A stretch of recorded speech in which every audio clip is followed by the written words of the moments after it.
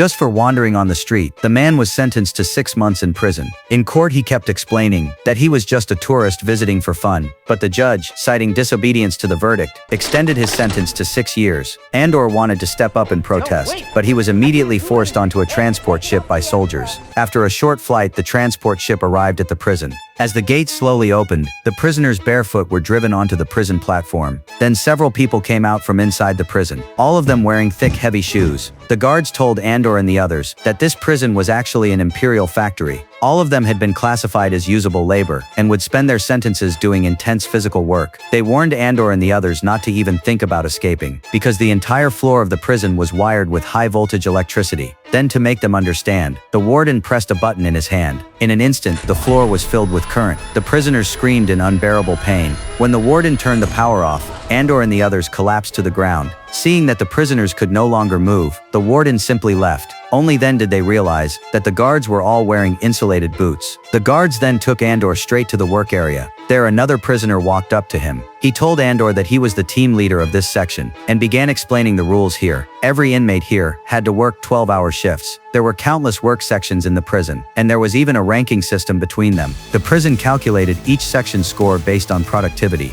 If your section ranked at the bottom, every prisoner in that section would be punished with an electric shock. As Andor watched everyone working like mad, he began to feel lost. Was this really how he was going to spend 6 whole years? After 12 hours of brutal labor, the exhausted Andor went to the rest area. But just as he was about to lie down, he overheard something shocking. The inmates were talking about how last month, everyone's sentence had suddenly been doubled. That news must have caused an uproar outside. But Andor said that when he was still out there, he'd never heard anything about prisoners' sentences being doubled. It was obvious the prison had covered it up. At that moment, Andor finally realized the darkness of this place was far beyond what he had imagined. There was no justice here, only lies buried under power, and endless despair. And right then, a spark called freedom began to burn quietly inside Andor's heart.